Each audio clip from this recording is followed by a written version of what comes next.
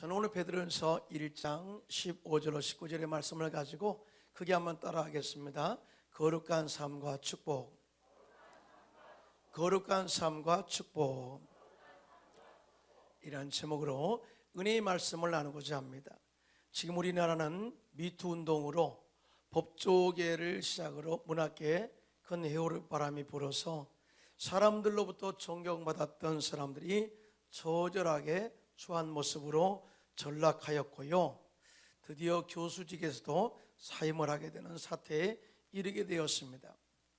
또 연극계의 발전을 위해서 수고했던 거물이 많은 피해 여성들로부터 고소를 당하고, 유명 탤런트나 배우들이 몇 년 전에 있었던 성추행 사건으로 곤욕을 치르고 잘못을 고백하는 사태에 이르게 되었고요, 심지어는 급기야는 출연했던 드라마에도 하차하는 사태에 이르게 되었습니다. 이런 사태를 보면서 우리가 생각하는 게 있어요. 죄는 은밀하게 행해졌고 작은 것처럼 생각했지만 그 결과는 치명적이고, 뿐만 아니라 지금까지 쌓아왔던 인생의 성공과 상아탑을 완전히 무너뜨리는 파괴하는 결과를 초래하게 되었다. 이러한 현상을 보면서 우리의 신앙도 다시 한번 점검하는 기회가 됐으면 좋겠다라는 생각을 했어요. 하나님 우리를 택하신 것은 하나님 말씀에 올바로 살고 말씀에 따라 삶으로 말미암아 택함받은 백성들이 세상 속에서 빛이 되고 소금이 되어서 거룩한 영향력을 미치는 삶을 살라라고 택하신 줄로 믿습니다.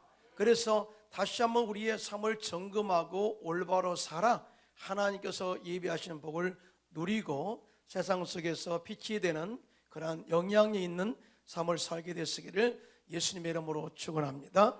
그러면 우리는 어떻게 거룩한 삶을 살 수가 있을까요? 첫째로 거룩한 삶을 살겠다고 하는 마음의 결단이 선행되어야 된다라고 가르치고 있어요. 오늘 보면 베드로전서 1장 15절로 16절인데요 함께 합독합니다. 시작. 오직 너희는 너희를 부르신 거룩한 이처럼 너희도 모든 행실에 거룩한 자가 되라. 기록되었을 때 내가 거룩하니 너희도 거룩할지어다 하셨느니라. 아멘. 여러분, 사람이 스스로 거룩하게 될 수 있을까요? 절대 그럴 수 없어요. 그래서 하나님이 우리를 거룩하게 하시려고 우리를 부르셨다는 거예요. 그래서 오늘 본문의 이 거룩하다 말을 잘 여러분들이 배우게 되면 왜 하나님이 우리를 이렇게 하셨는가를 깨닫게 되는데요, 원래 거룩하단 말은 히브리어로 카도시라는 단어인데요, 세속이나 부정한 것에서부터 구별되다, 또 잘라낸다, 또 분리한다는 의미가 있습니다. 따라서 하나님께서 우리들을 세상 사람들이 추구하는 세속적인 삶과 부정한 삶으로부터 부르셔서 하나님의 백성으로서 구별된 삶을 살아라, 이렇게 하시기 위해서 우리를 거룩한 그런 공동체로 부르셨다고 말씀하고 있는 거예요. 여러분, 창세기 12장에 보면 하나님께서 아브라함을 부르셔서 복 주시는 장면이 나오게 됩니다. 창세기 12장 1절로 2절인데요 함께 합독합니다. 시작. 야훼께서 아브라함에게 이르시되 너는 너의 고향과 친척과 아버지의 집을 떠나 내가 내게 보여줄 땅으로 가라. 내가 너로 큰 민족을 이루고 내게 복을 주어 내 이름을 창대하게 하려니 너는 복이 될지라. 이렇게 이 엄청난 부르심의 축복이 있었죠. 그런데 하나님께서 아브라함을 갈대아 우리에서 왜 불러내셨을까? 왜 불러내어 구별된 삶을 살도록 가나안 땅으로 인도하셨을까라고 하는 의문이 있잖아요. 근데요, 이 가나안 땅에 가기 전에 갈대아 우르는요 우상을 섬기는 도시였어요. 전승에 의하면 아브라함의 아버지 데라는 우상을 만들어서 파는 장사였습니다. 여러분, 이러한 환경과 가족과의 연결되어 있는 삶에서 절대로 하나님의 택함 받은 자로서의 구별된 거룩한 삶을 살 수가 없었죠. 그래서 하나님께서는 아브라함에게 너는 너의 고향과 친척과 아버지의 집을 떠나라고 말씀한 것입니다. 이 말씀은 거룩한 삶을 살기 위해서는 인간적인 감성이나 인간적인 타협은 절대로 하지 말고 이런 인간적인 관계를 끊고 하나님의 말씀에 온전히 순종하고 사는 결단이 있어야 된다, 떠남이 있어야 된다라고 하는 의미가 있어요. 사실은요, 하나님께서 아브라함을 세상과 구별된 삶을 살고 하나님의 말씀대로 살아 하나님께서 약속하신 복을 받기 위해서 많은 연단을 시키셔요. 하나님께서는 그를 인간적으로 의지하는 이 모든 것을 먼저 떠나게 하시죠. 너의 고향과 친척, 아버지의 집을 떠나라, 아주 끊는 훈련을 하셨습니다. 또 뿐만 아니라 아브라함이 그의 몸종 하갈을 아내로 삼고 이스마엘을 낳았죠. 야, 이제 이스마엘과 함께 살아볼까? 그랬을 때 하나님이 웬걸요, 하갈과 이스마엘을 끊어내십니다. 그리고 그의 품에서 멀리 보내십니다. 더 나아가 아브라함의 백세에 낳은 아들 이삭이 얼마나 사랑스러웠겠어요?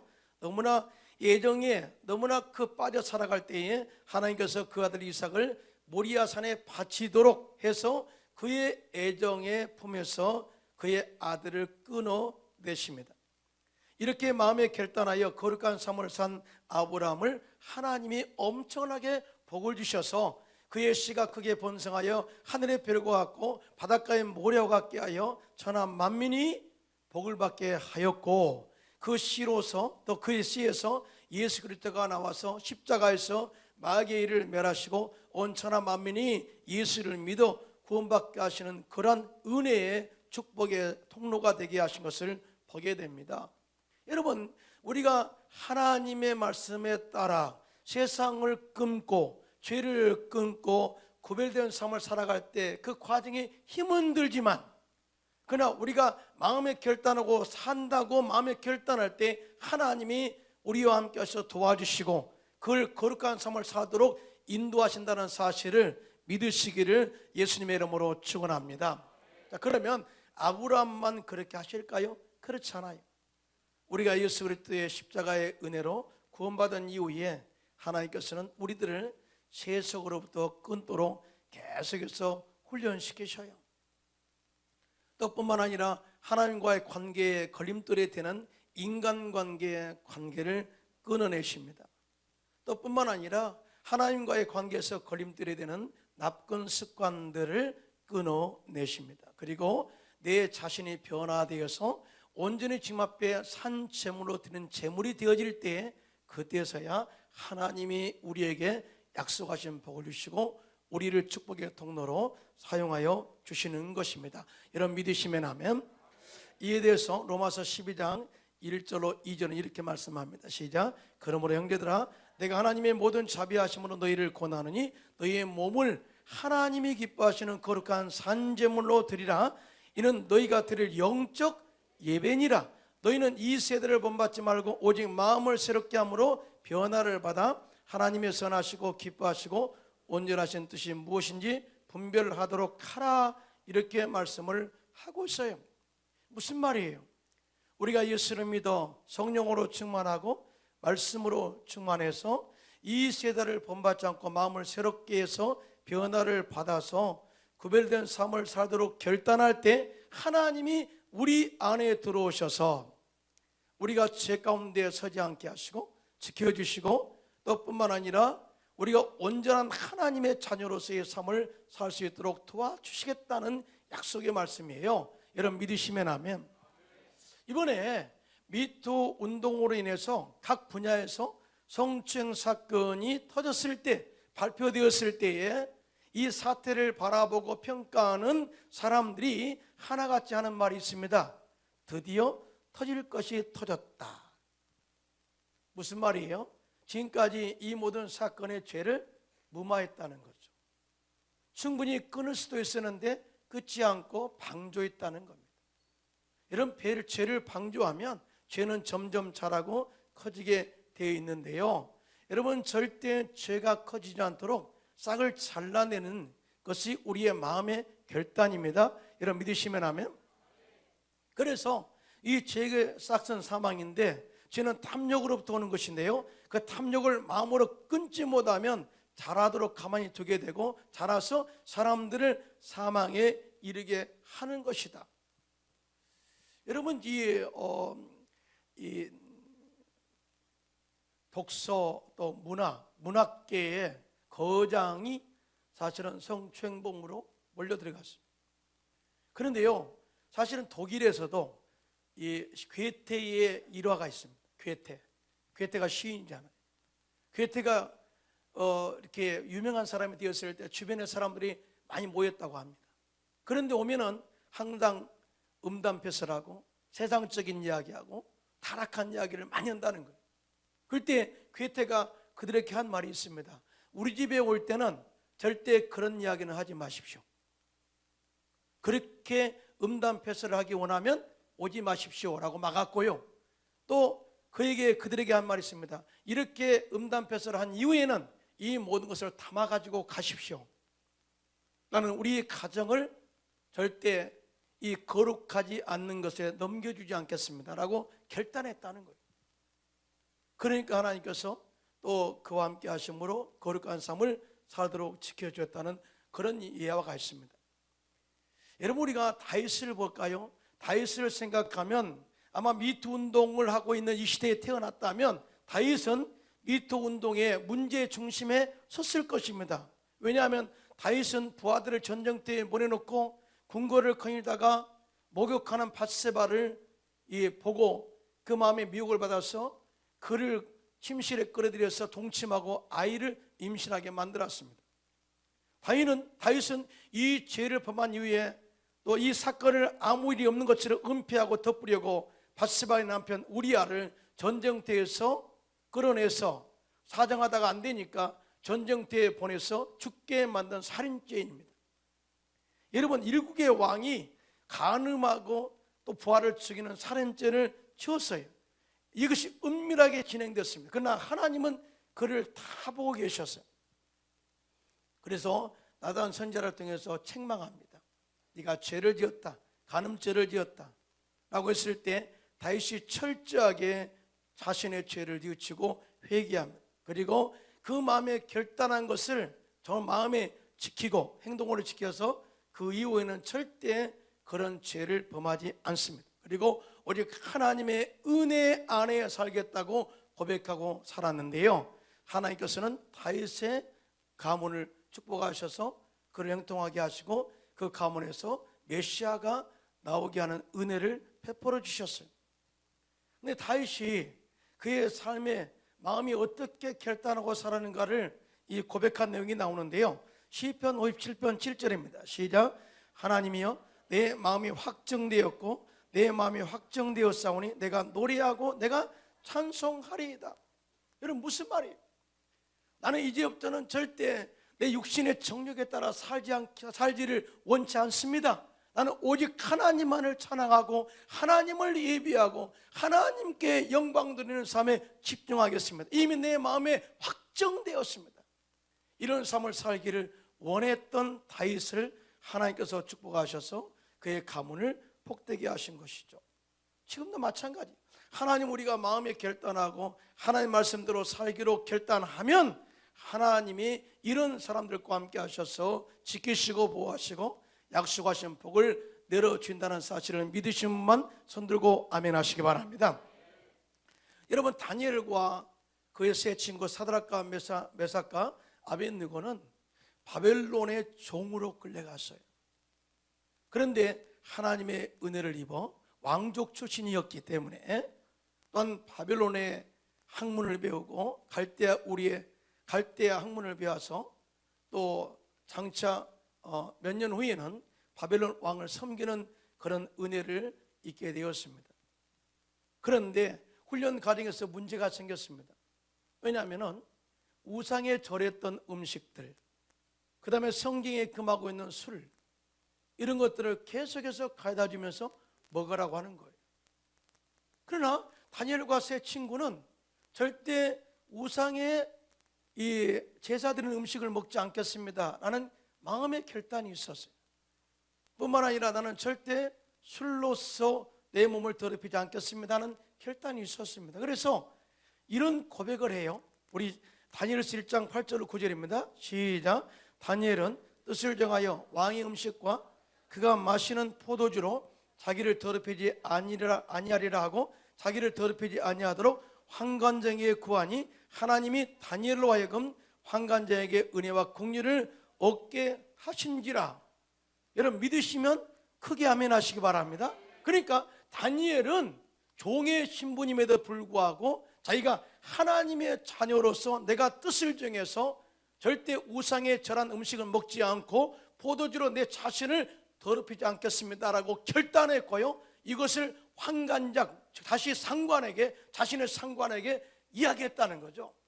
여러분 종의 신분으로서 도저히 가당치 않는 그런 고백이죠.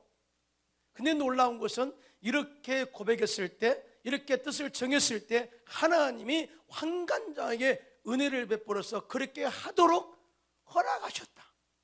여러분 믿으시면 아멘. 원래 우리가 예수 믿으면서, 우리가 직장에 다니면서 예수를 안 믿는 것처럼 행동해서는 안 된다는 거죠. 나는 예수를 믿는 사람입니다 라고 자신을 밝히는 마음의 결단이 있을 때 죄를 범할 수 있는 기회가 우리에게 없게 된다는 것을 여러분 이해하신 분만 손들고 아멘 하시기 바랍니다. 예. 절대 교회 다니면서 신문지에다가 성경책 싸들고 그렇게 다니지 말라는 거예요. 나는 예수 믿는 사람입니다, 그리고 나는 예수 믿는 사람으로서 정직하게 살기 원합니다라고 마음의 결단을 해라는 거예요. 결단. 네.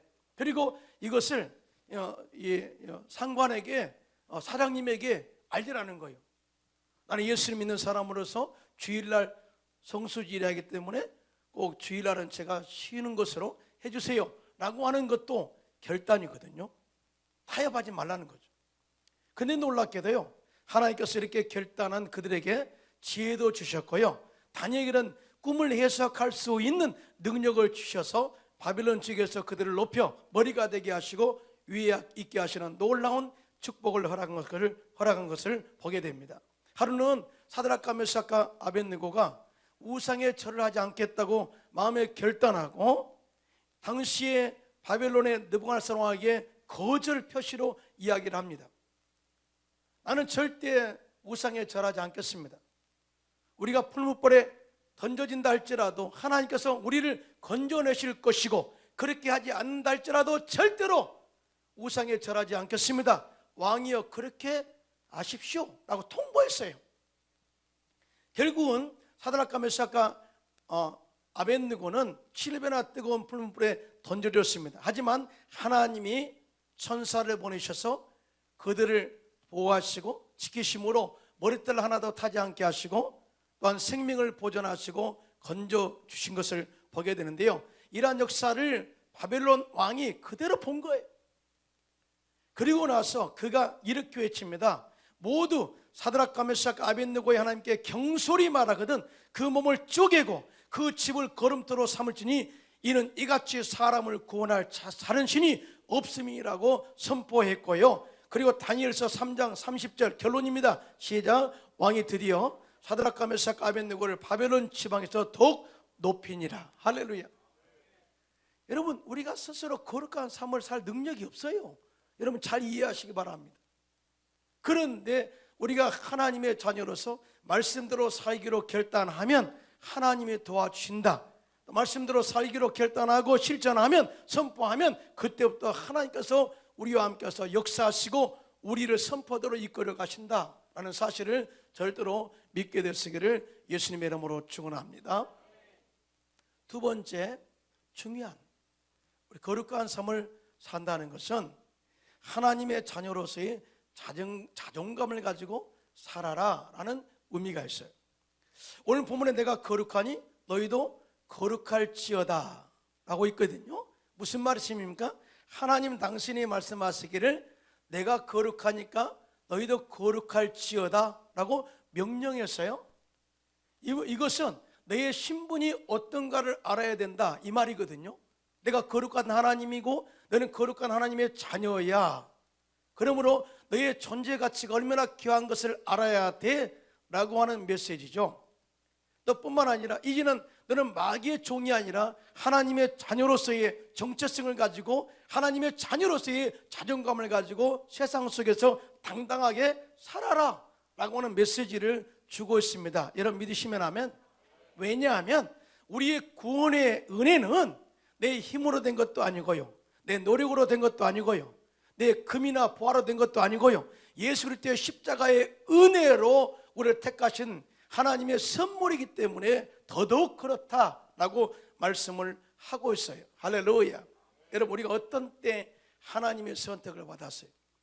우리가 아직 죄인 되었을 때에, 우리가 아직 연약할 때에, 우리가 아직 경건하지 않을 때에 하나님이 우리를 찾아오셨어요. 놀랍지 않아요? 우리가 아직 거룩하지 않을 때라니까요. 우리가 연약할 때 우리를 찾아오셨다. 이거는 자다가 깨어나도 감동할 하나님의 선택의 은혜죠. 여러분 믿으시면 아멘.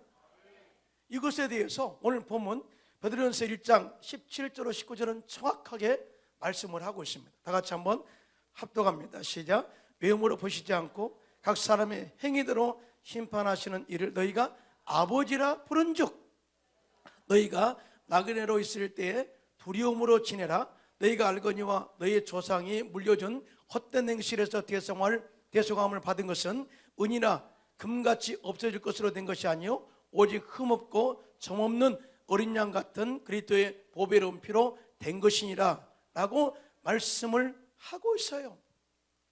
무슨 말이에요? 만약 우리가 행위로 구원받았다면 행위에 의해서 우리 마음이 교만할 수도 있다, 그 말이죠. 그러나 우리가 죄인 됐을 때, 연약할 때 우리를 구원하신 하나님의 은혜는 정말 자다가 깨어나도 감동할 일이고, 이 은혜를 절대 잊지 말고 살아야 된다. 이것이 하나님의 은혜요 뜻이다라고 하는 것을 이야기하고 있습니다. 여러분, 이 요셉을 한번 볼까요? 요셉이 보디발의 집에서 총무로 생활할 때 보디발의 아내가 요셉의 용무에 빠져가지고 동침하기를 원했습니다. 아무도 없는 가운데 자주 원했습니다. 그런데 요셉이 마음이 결단하죠. 나는 절대 죄를 범하지 않기로 결단했습니다. 첫째는 주인에게 죄를 범하지 않겠습니다. 둘째는 내가 하나님의 면전 앞에 있습니다. 내가 어떻게 이 간음죄를 전하여 하나님 앞에 득죄하리까? 라고 하는 것은 나는 하나님의 자녀입니다. 하나님의 자녀는 절대 그렇게 살지 않아요. 이런 마음의 결단이 있었을 때 하나님이 그가 범죄하지 않도록 지켜주셨어요. 물론 이것 때문에 감옥에 들어갔지만 그 과정을 보면 하나님께서 왜 요셉을 감옥에 보내셔서 궁중수업을 받게 하셨는가를 알 수 있어요.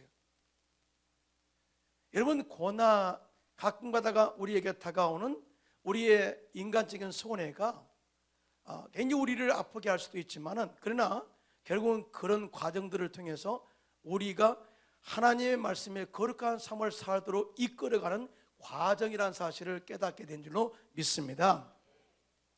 여러분, 이렇게 하나님의 자녀로 당당하게 살잖아요. 그런 사람은 절대 비굴하지 않아요. 아멘 하면 크게 합시다. 뭐가 비굴해요? 나는 하나님의 자녀로 당당합니다. 비굴하지 않죠. 또 뿐만 아니라 나는 하나님의 자녀로서 자존감을 가지고 있는 사람은 절대 뒤로 물러서지 않습니다. 그리고 마귀에 대해서 맞습니다. 마귀를 대적합니다. 귀신을 쫓아냅니다. 그리고 당당하게 믿음의 승리 이후에는 하나님의 축복을 기대하죠. 예. 이런 당당함이 우리에게는 있어야 된다. 그래서 사도 베드로는 그 이후에 베드로전서 2장 9절로 11절에 우리가 어떤 존재인가를 밝혀주고 있어요. 다 같이 시작. 그러나 너희는 택하신 족속이요 왕같은 제사장들이요 거룩한 나라요 그의 소유가 된 백성이니 이는 너희를 어두운 데서 불러내어 그의 귀한 빛에 들어가게 하신 이의 아름다운 덕을 선포하게 하려 하심이라. 너희가 전에는 백성이 아니더니 이제는 하나님의 백성이요 전에는 국류를 얻지 못하였더니 이제는 국류를 얻은 자니라. 사랑하는 자들아, 거류민과 나그네 같은 너희를 권하노니 영혼을 거슬러 싸우는 육체의 정욕을 제어하라. 아멘이죠. 무슨 말이에요? 너희가 어떤 존재인 줄 아니? 하나님의 택하신 백성이야. 너희가 어떤 존재인 줄 아니? 거룩한 제사장이야. 왕같은 제사장이야. 너희가 어떤 존재인 줄 아니? 거룩한 나라야. 너희가 어떤 존재인 줄 아니? 하나님께 속한 백성이야. 이런 정체성을 가지고 살라는 거죠. 옛날에는 우리가 은혜 없는 자였더니 은혜 안에 있는 자다라고 이야기하고, 또 하나님의 자녀로서 정체성을 가지고 살면 우리 육체의 정욕을 제어할 수가 있다. 그러므로 우리 안에 흘러 넘치는 은혜 안에 살아가는 이 십자가의 은혜를 절대 잊지 말라. 하나님의 자녀의 정체성을 잊지 말라라고 계속해서 이야기하고 있는 것입니다. 우리는요, 스스로 거룩하게 능력이 없다고 이야기했어요. 왜냐하면 우리 안에는 타락의 죄성이 흐르고 있기 때문에 그래요. 그래서 죄를 지어서 죄인이지만 죄인이기 때문에 죄를 짓고 살고 있는 거예요. 여러분, 이번에 문학계나 또 연극계나 또 법조계에 있는 사람들이 공부를 얼마나 많이 했겠어요. 얼마나 사회에 또 큰 사람이 되기 위해서 얼마나 많은 노력을 했겠어요. 얼마나 많은 외적으로 존경을 받았겠어요. 그럼에도 불구하고 그들의 지식이, 그들의 지위가 죄를 이기지 못했어요. 왜 그래요? 죄인이기 때문에 죄를 짓는 거예요. 인간의 자신의 노력으로 거룩을 추구하면 추구할수록 오히려 그것 때문에 독선에 빠지고 위선자가 되고 자기 오만에 빠져 죄를 더 짓게 되는 것이죠. 그래서 사도 바울은 오라 나는 공고한 사람이로다 이 사망의 몸에서 누가 나를 건져내랴 그러면서 하는 말이 있습니다. 오직 예수 그리스도의 십자가 보혈의 피가 나를 정결케 하니 라고 이야기해요. 기가 막히지 않아요?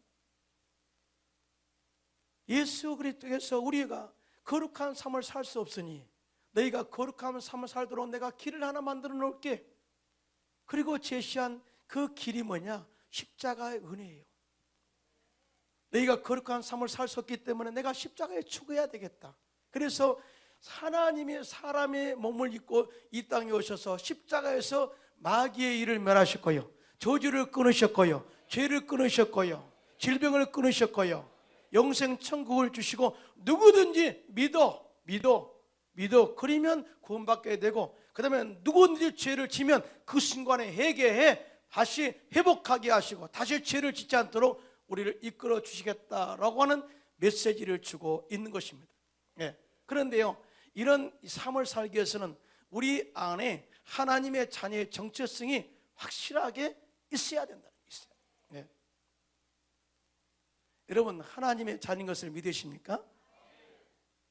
이 은혜를 아는 자만이 대답할 수 있어요. 사도 바울은 자기 자신의 죄를 이길 수 없다는 걸 알았어요. 그래서 내가 하나님의 은혜로 살았고 하나님의 은혜로 복음을 전했고 하나님의 은혜로 큰 일을 이룬 것에 대해서 고백하게 되는데요, 고린도전서 15장 9절로 10절입니다. 시작. 나는 사도 중에 가장 작은 자라. 나는 하나님의 교회를 박해하였으므로 사도로 칭함받기를 감당하지 못할 자니라. 그러나 내가 나된 것은 하나님의 은혜로 된 것이니 내게 주신 그의 은혜가 헛되지 아니하여 내가 모든 사람보다 더 많이 수고하였으나 내가 한 것이 아니요 오직 나와 함께 하신 하나님의 은혜로다.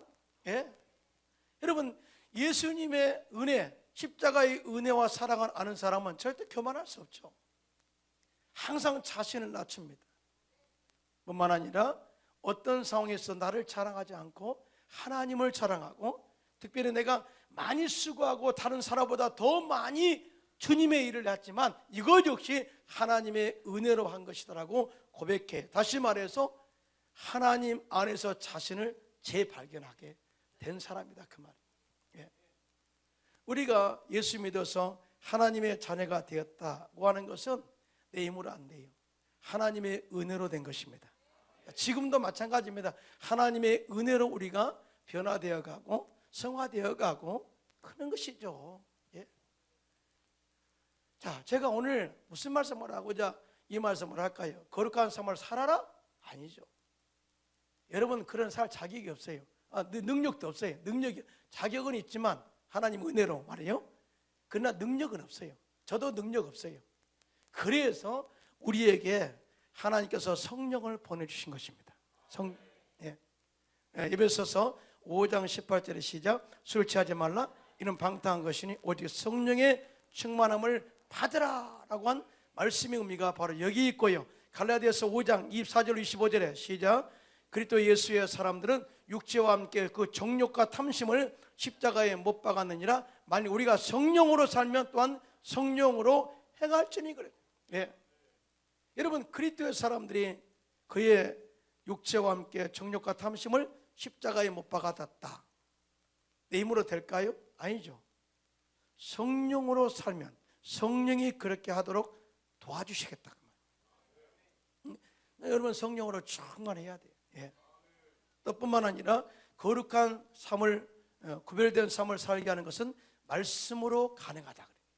에베소서 5장 26절입니다. 시작. 이는 곧 물로 씻어 말씀으로 깨끗하게 하사 거룩하게 하시고 그랬어요. 또 뿐만 아니라 우리가 거룩한 삶을 살기 위해서 주일을 지키잖아요. 그런데 주일이 바로 복된 날임을 깨닫게 되시기를 예수님의 이름으로 축원합니다. 하나님은 선미 이스라엘 백성들에게 십계명을 통해서 안식일을 거룩하게 지키라고 말씀하시면서 그 이유를 출애굽기 20장 11절에 이렇게 말씀하십니다. 시작. 이는 엿새 동안에 내 야훼가 하늘과 땅과 바다와 그 가운데 모든 것을 만들고 일곱째 날에 쉬었습니다. 그러므로 나 야훼가 안식일을 복되게 하여 그 날을 거룩하게 하였느니라 그랬어요. 여러분, 우리가 주일에 나와가지고 예배 드리는 거 시간 뺏기지 않은가? 이렇게 생각할지 모르죠. 그러나 하나님은 그렇지 않다는 거예요. 거룩한 삶을 살게 하는 또 다른 구별이라는 거죠. 구별. 그리고 뿐만 아니라 우리가 안식일을 지키는 것은 하나님의 축복을 받을 그릇을 준비하는 과정이다라고 말씀을 해요. 여러분, 절대 죄를 끊지 않고 축복을 기대할 수 없어요. 그래서 하나님은 정확하게 세상 사람과 멍해를 같이 하지 말라. 세상 사람을 멀리해라 그 말이 아니거든요. 그 속에 있는 죄성을 멀리해라 그 말이에요. 우리가 많은 사람들이 축복을 기대합니다. 또 내 시작은 미약하나마 내 나중에 오면 시인 창대하리라, 이런 말씀들을 많이 하죠. 그런데 이 마지막 말만 알고 그렇게 축복을 주시는 조건에 대해서는 말씀을 안 해요. 제가요 정확하게 제가 말씀을 하고자 하는데요, 욥기서 8장 5절 7절입니다. 시작. 내가 만일 하나님을 찾으며 전능하신 이에게 간구하고 또 청결하고 정직하면 반드시 너를 돌보시고 내 의로운 조서를 평안하게 하실 것이나 내 시작은 미약하였으나 내 나중은 심히 창대하리라. 아멘이죠. 놀랍잖아요. 하나님은 우리에게 이미 복을 예비하셨다. 평강의 복도 허락하셨고 평안의 복도 허락하셨고 복되는 축복을 허락하셨고 내 시작은 미약하서나마 내 나중은 심히 창대하리라는 형통의 복을 예비해 두셨다. 그런데 조건이 있다는 거죠. 네가 만일 하나님을 찾아 기도하면, 예배하면, 하나님을 찬양하면 하는 조건이 있어요. 또 뿐만 아니라 네가 세상적으로도 청결하고 정직하며 라는 조건이 있어요. 여러분, 믿음의 기업에 승리하신 분들이 결론적으로 이런 이야기를 합니다. 정직하게 살면 사회에서 바보 취급을 당하고 손해를 본대요. 그런데 결론이 이렇습니다. 정직하게 살면 형통의 복을 하나님이 주시더라는 거죠. 일순간의 깜빡의 명예보다, 축복보다는 여러분들이 형통의 복으로 영원히 하나님의 복을 누리며 사는 축복의 사람들이 되시기를 예수님의 이름으로 축원합니다.